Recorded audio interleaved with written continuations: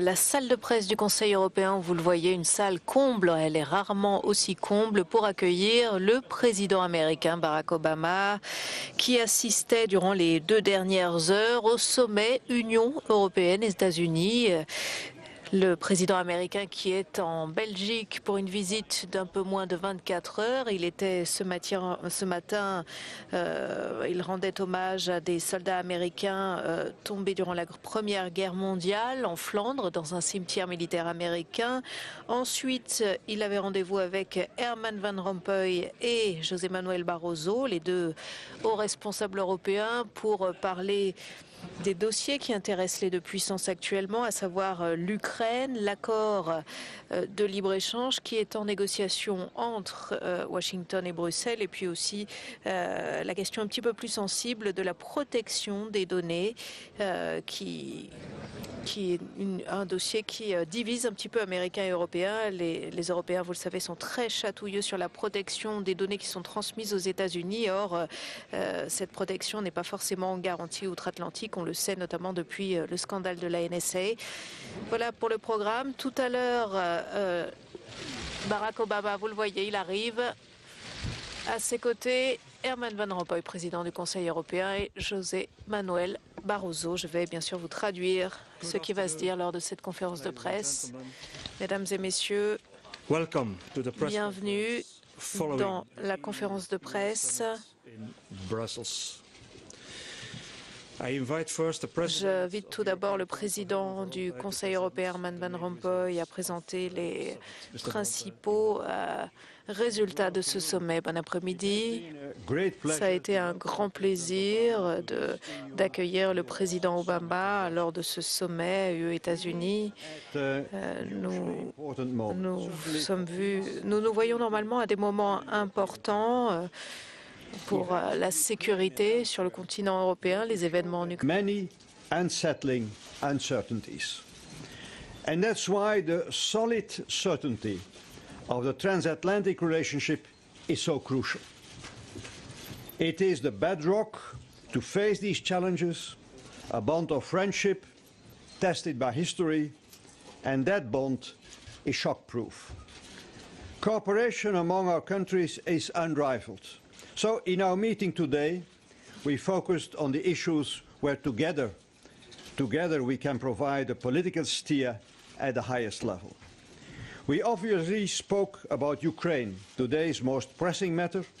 It was a follow-up to our excellent exchange at the G7 meeting in The Hague 2 days ago. Europe and the United States have a strong and coordinated position. For the EU side, I refer you to the bold statements of last week's European Council. We support Ukraine and its people in their pursuit for a better life as a nation. Crimea's illegal annexation is a disgrace in the 21st century, and we will not recognize it.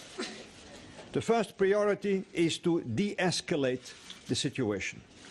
Russia's support for an OSCE mission in Ukraine is a positive step.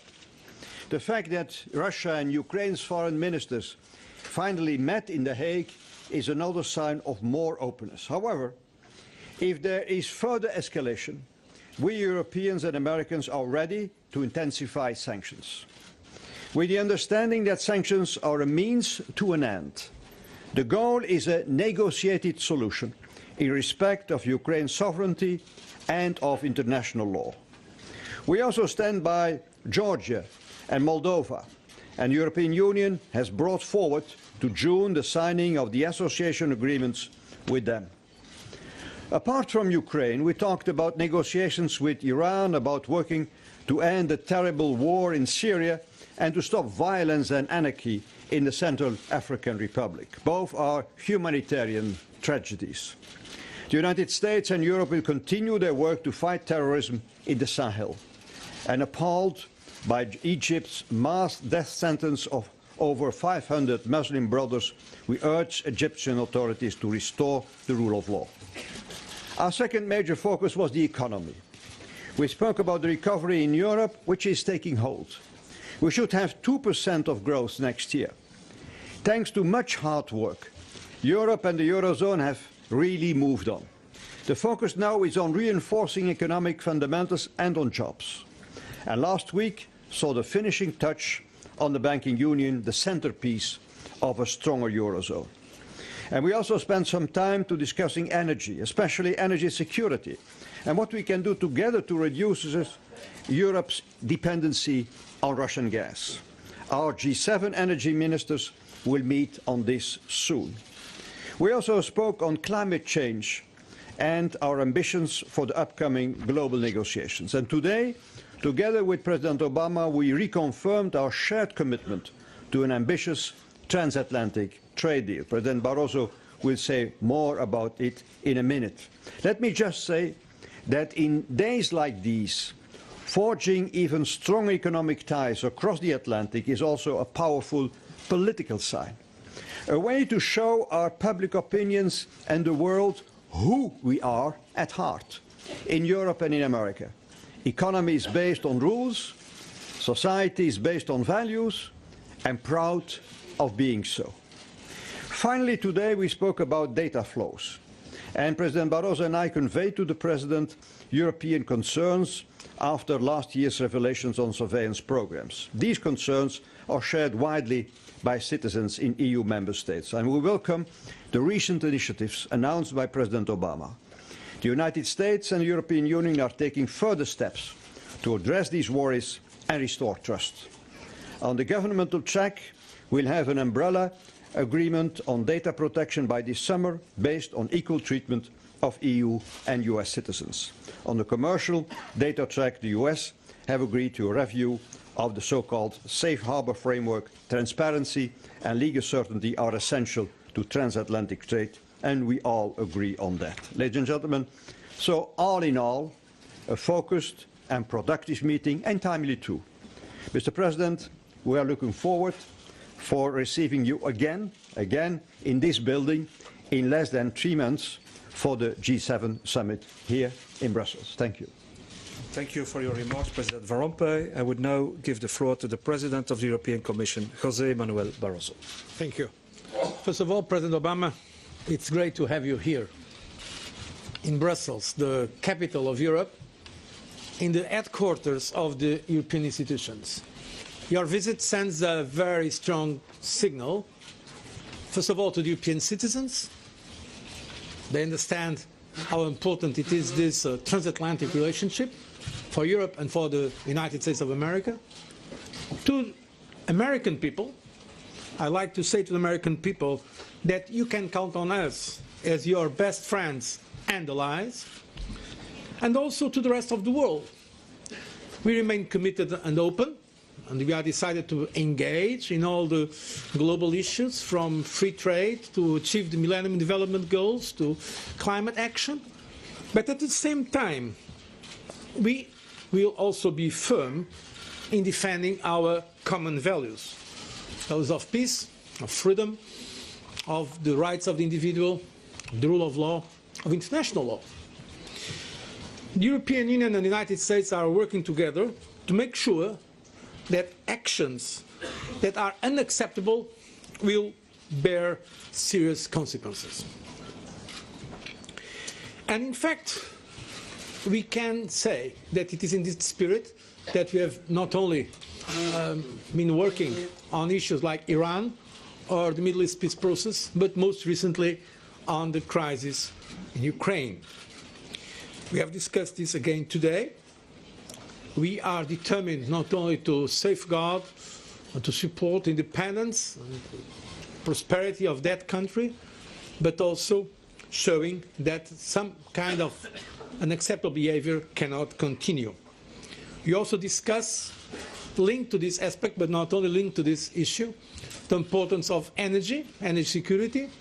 At ministerial level, our teams are going to meet already next week to discuss some issues in terms of energy cooperation between Europe and the United States. A very concrete, probably the most concrete example of the deepening of our relationship is precisely the transatlantic trade and investment partnership, not only because it is the agreement that we are preparing for the most important economic relationship in the world, every day there is a trade of 2.2 billion euros, around $2.6 billion between the two sides of the Atlantic.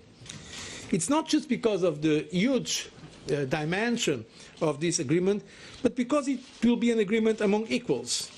Not only our economies are equal in size, but our societies are equal in values. And I believe that to both our economies, a new impulse of this TTIP, Transatlantic Trade and Investment Partnership, will be very important to give a decisive injection of dynamism and indeed even increase the potential for growth, not only for the big business, but also for small, medium-sized businesses. From every household, there are great potentials in terms of job creation, both sides of the Atlantic, if we do it right. And today we have confirmed that we are determined at the highest level to make it happen and to be a success, not only for us, but also for the global economy. Thank you. Thank you. I will now pass the floor to the President of the United States, Barack Obama. To President Van Rompuy and President Barroso, thank you both for welcoming me here today. Over the years, we've met in Prague, we've met in London, or in Lisbon, we've met at the White House, we've met in Northern Ireland, this week in The Hague, so it's good to finally meet the presidents of the European Union at the European Union. As I've said before, Europe is America's closest partner.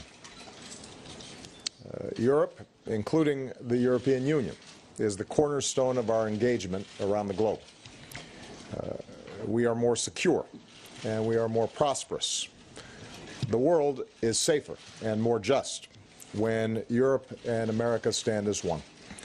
And later today, I look forward to speaking to the young people from across Europe about how we can sustain the values and ideals that are at the heart of our partnership.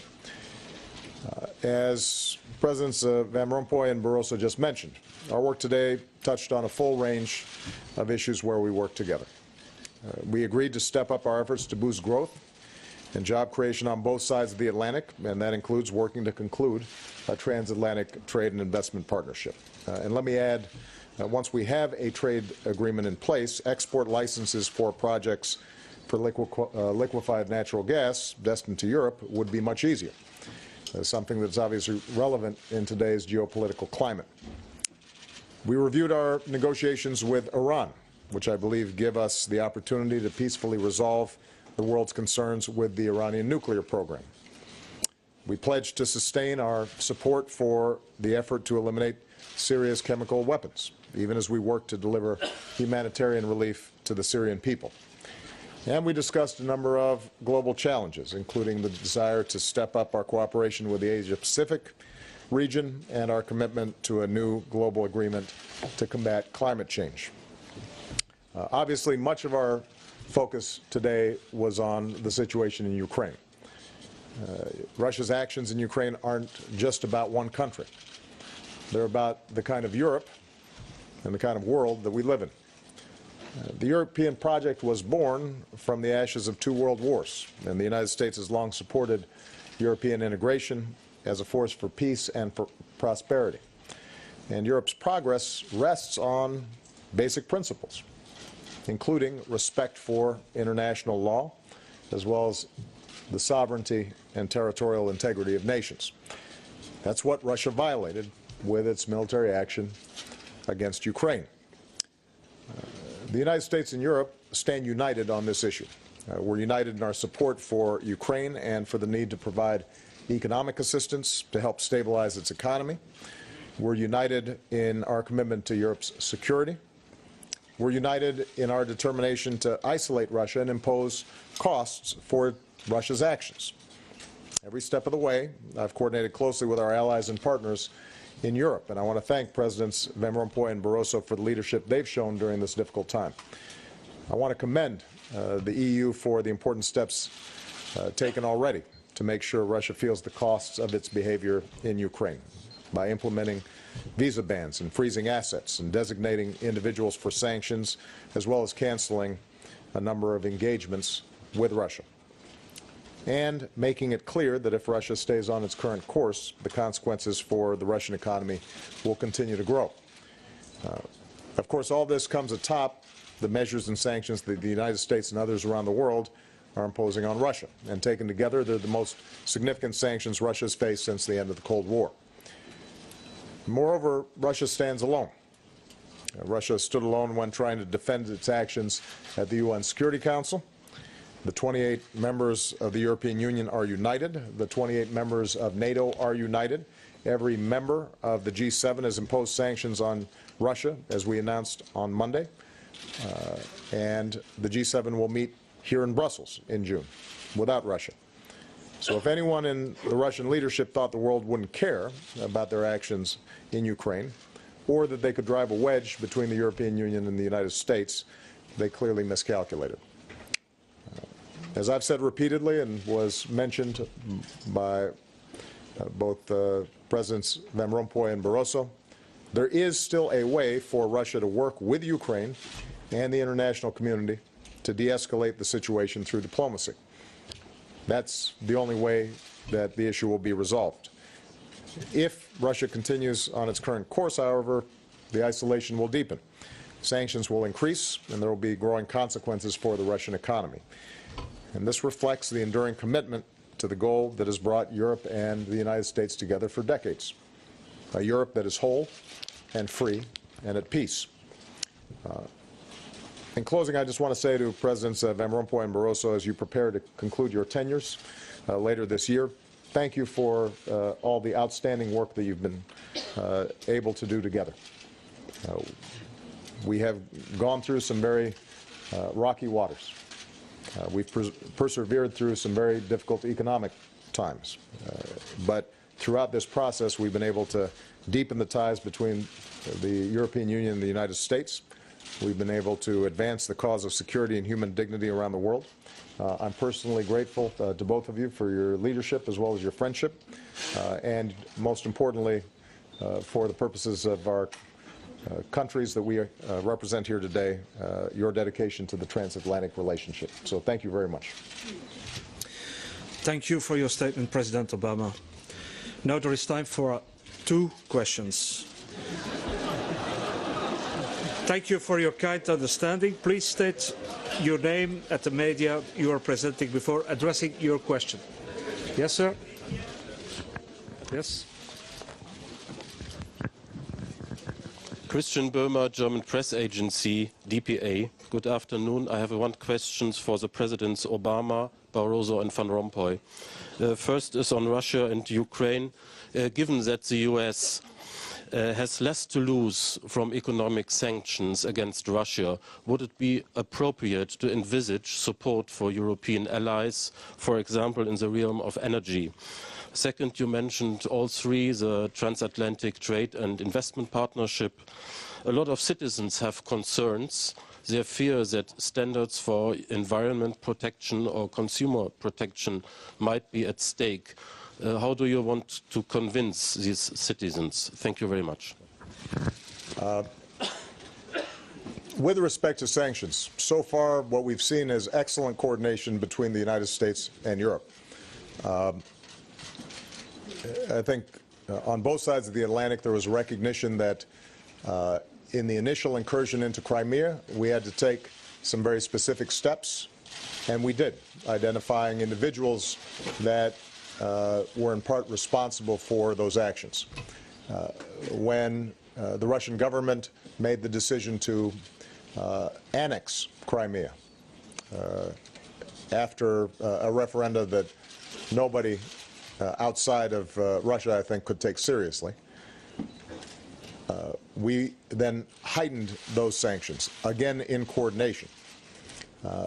What we're now doing is coordinating around the potential for additional, deeper sanctions should Russia move forward and engage in further incursions into Ukraine. And we recognize that in order for Russia to feel the brunt, the impact of these sanctions, that it will have some impact on the global economy as well as on all the countries that are represented here today. And we're mindful that that's going to be different not just between the United States and Europe, but also among different countries inside of Europe, some of whom are more dependent, for example, on energy from Russia than others are. So we're taking all of this into account. I think energy is obviously a central focus of our efforts, and we have to consider very strongly. This entire event, I think, has pointed to the need for Europe to look at how it can further diversify its energy sources, and the United States is blessed with some additional energy sources that have been developed in part because of new technologies. And we've already licensed, authorized the export of as much natural gas each day as Europe uses each day. But it's going into the open market. It's not targeted directly. It's going through private companies who get these licenses, and they make decisions on the world market about where that energy is going to be sold. The question is whether through our energy ministers and at the highest levels, we're able to find ways in which we can accelerate this process of diversification. And this is something we're very much committed to. We think it would be good for Europe. We think it would be good for the United States. It's not something that can happen overnight. But what I think this entire crisis has pointed to is the need for us to get moving now with a sense of urgency. And our energy ministers are committed to doing that. That was their assignment coming out of the G7 meeting. Just on the issue of TTIP very briefly, we already do enormous trade, and there's enormous direct investment between the United States and Europe. We account for a big chunk of the world economy in our economic relations. That's not going to change. I think that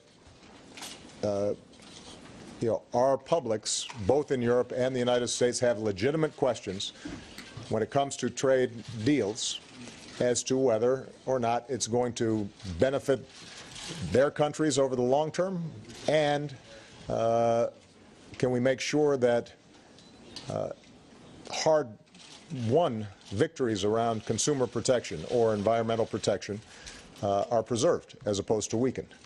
That's something that's of concern in the United States as it is here. Here's what I can tell you as these negotiations proceed.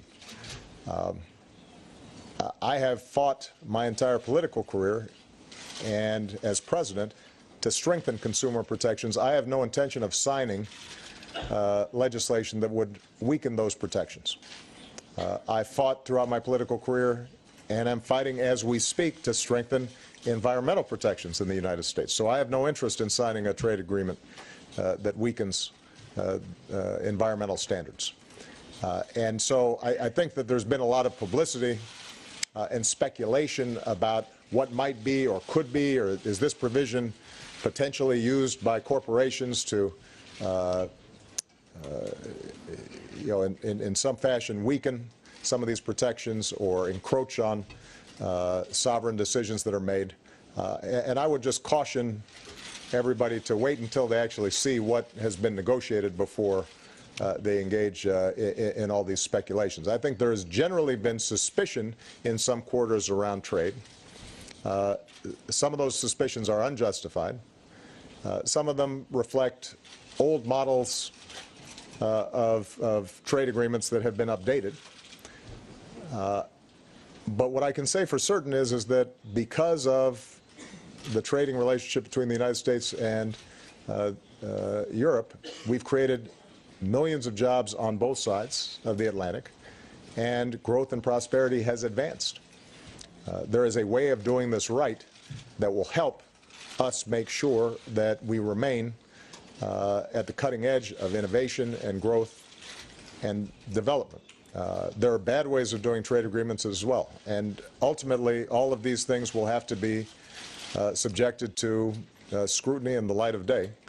But no point in getting excited about potential provisions in trade agreements that haven't been drafted yet.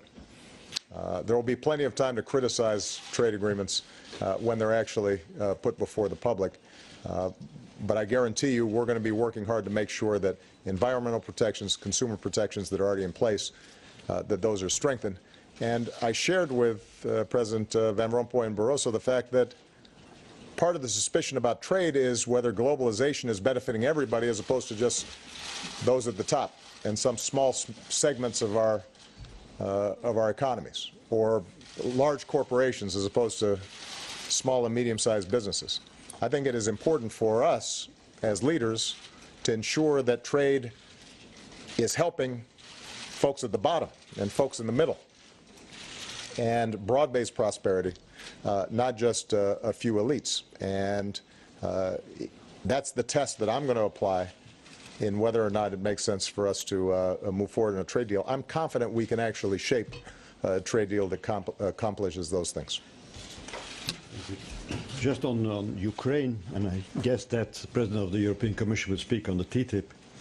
On Ukraine, we coordinated our first series of sanctions hitting individuals by travel bans and by asset freeze.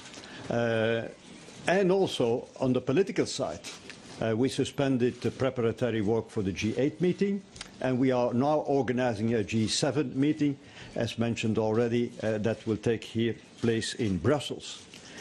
And then from the European side, we said in the statement of the European Council that if further steps were taken by Russia to destabilize the situation in Ukraine, we will take economic sanctions. And we tasked the Commission to prepare a broad range of sanctions in all kinds of areas. Of course, we have to coordinate among our member states. They are not all in the same position as far as trade, energy, financial services is concerned. So we have to coordinate among us, and we have, of course, to coordinate with the United States. But let me say also that sanctions are not a punishment. Sanctions are not a retaliation. Sanctions are a positive incentive to seek a diplomatic, a political solution while respecting, of course, international law.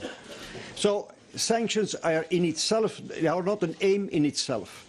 But we are working also on stabilizing the situation in Ukraine, stabilizing politically, stabilizing economically, stabilizing financially, because that is the best answer. It's the best answer to strengthen Ukraine, to make it a strong currency instead of a weak currency. And that's why we signed the association agreement with Ukraine.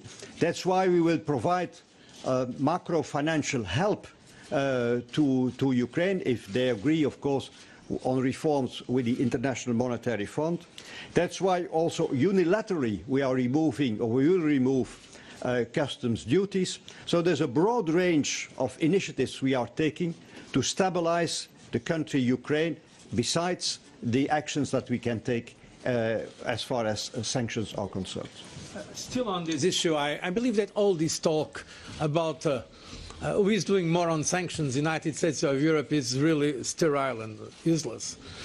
First of all, because we are united, as we have shown, taking very important decisions like the cancellation of our European Union-Russia summit, or now, together, the cancellation of the G8 summit in Sochi, and indeed the organization of a G7 meeting here in Brussels.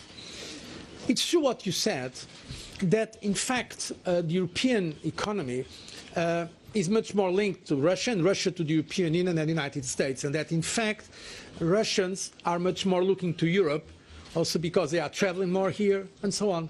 That's precisely why one measure in Europe that may appear not so ambitious as an American one has at least the same effect. Because our trade with Russia is comparable with what the United States have with Japan, for instance. So we are preparing the necessary measures in a determined way, of course consulting with our American partners and friends. What is important, as I just said, is that we make sure that unacceptable actions will bear very serious consequences. And so far, this has been a message that has been passed clearly to the Russian leadership. And once again, the problem is not a competition between the United States and Europe about sanctions. The problem is one that exists between Russia and the international community. That in the 21st century, it's just not acceptable that one big power takes part of another sovereign country recognized as independent by the United Nations. This is the real problem, not how far are going the Americans or the European unions in their respective instruments in terms of measures. On TTIP, I think President Obama already said everything. Just one point I want to reassure you.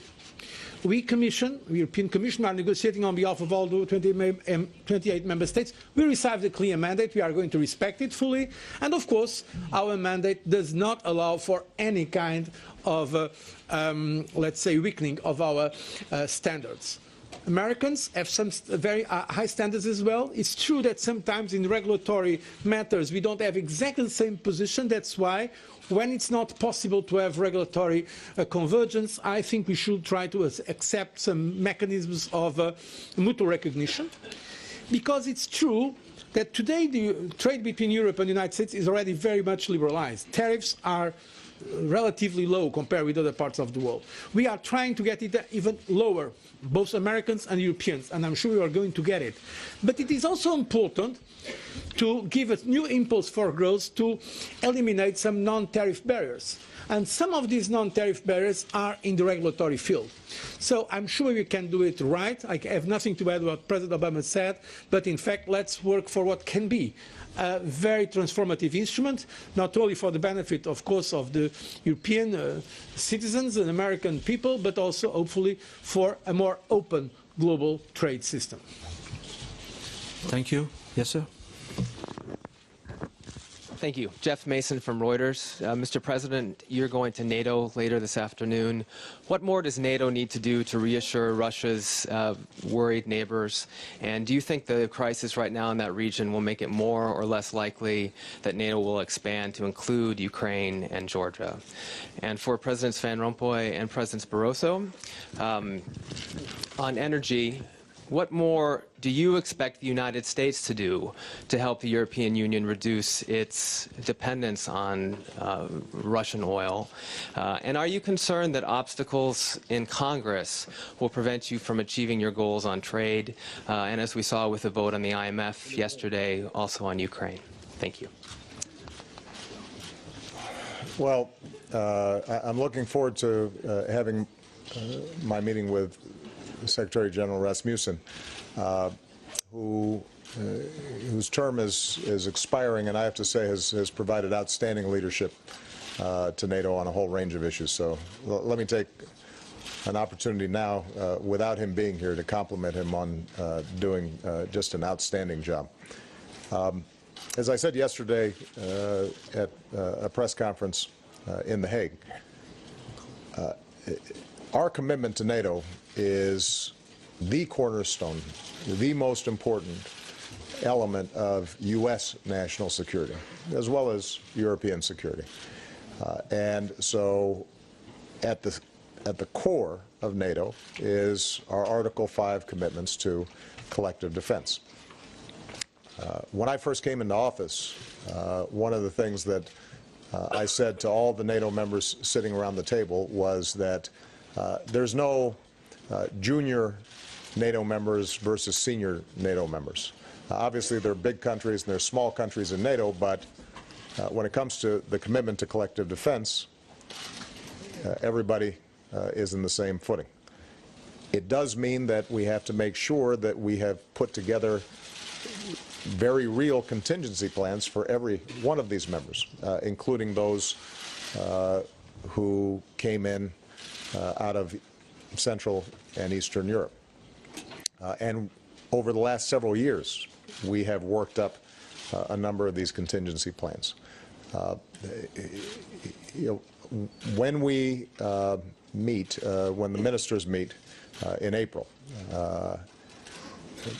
one of the things that I have suggested to the heads of state and government who are NATO members is that we examine those plans to make sure that they're updated, that we do more to ensure that a regular NATO presence among some of these states that may feel vulnerable is executed. I think there are ways that we can do that that can be accommodated by our existing assets. But one of the things that I've also said in the past and will repeat again, and I think Secretary General Rasmussen agrees with me here, is that if we've got collective defense, it means that everybody's got to chip in. And I have had some concerns about a diminished level of defense spending among some of our partners in NATO. Not all, but many. The trend lines have been going down. That's understandable when you have an economic crisis and financial crisis, and many countries are going through fiscal consolidation. But the situation in Ukraine reminds us that our freedom isn't free. And we've got to be willing to pay for the assets, the personnel, the training that's required to make sure that we have a credible NATO force and an effective deterrent force. So one of the things that I think medium and long term we'll have to examine is whether everybody is chipping in. And this can't just be a U.S. exercise or a British exercise or one country's efforts. Everybody's going to have to make sure that they are engaged and involved, and I think that will help build more confidence among some of those border states. One last thing I just want to say about energy. I also mentioned this to President Van Rompuy and President Barroso. I think it is useful for Europe to look at its own energy assets as well as how the United States can supply additional energy assets.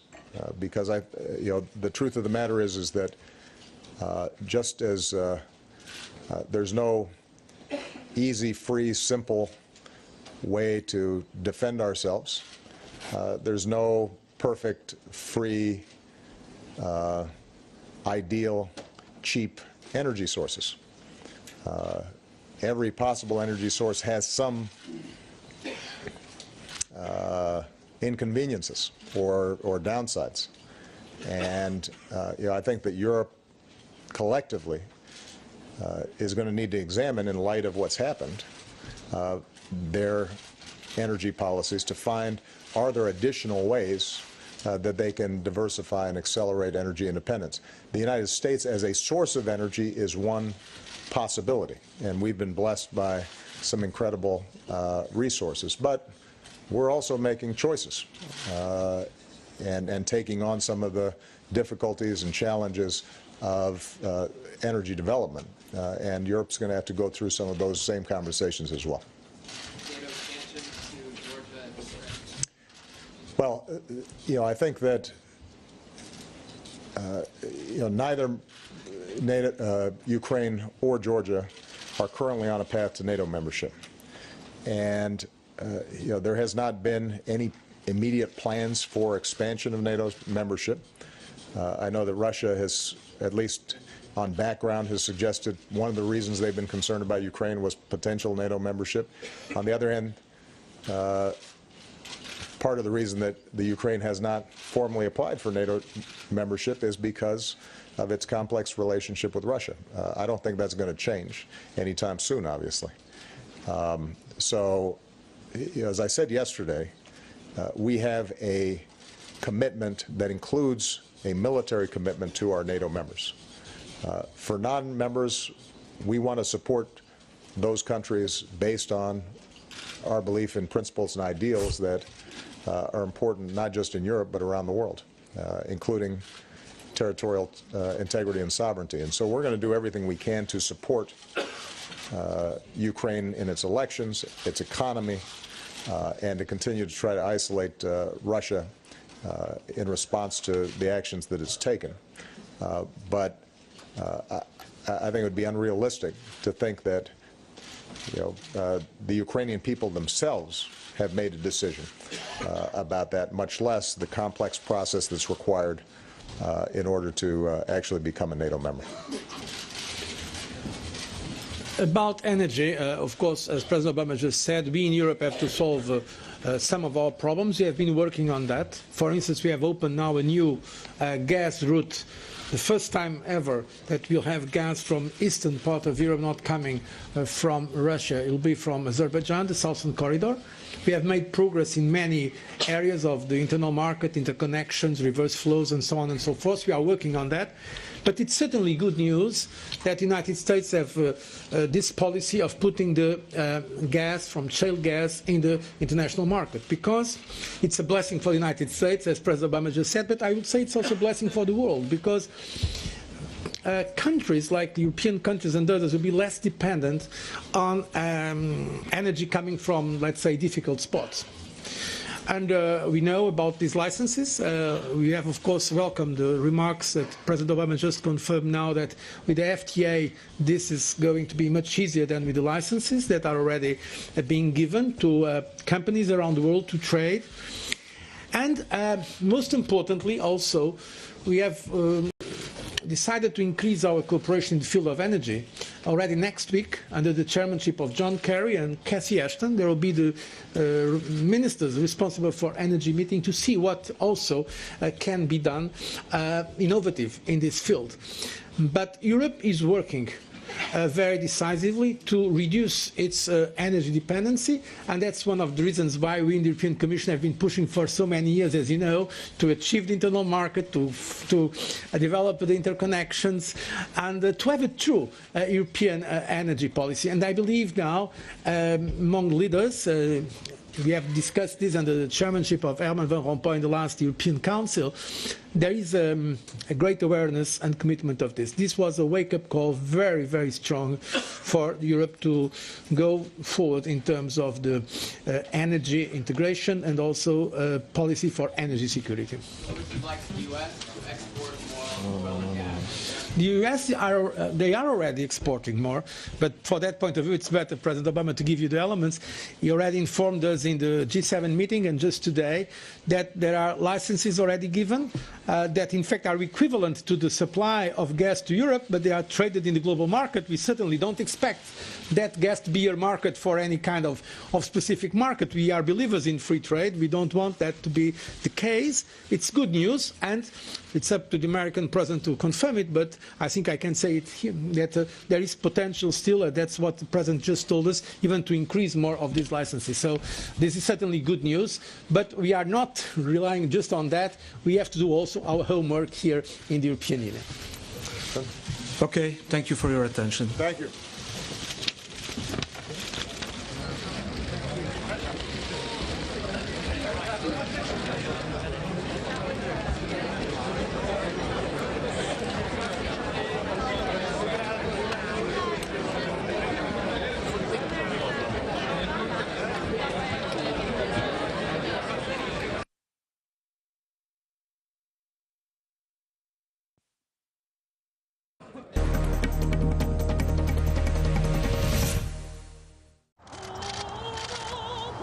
US President Barack Obama has paid tribute to the fallen soldiers of World War I.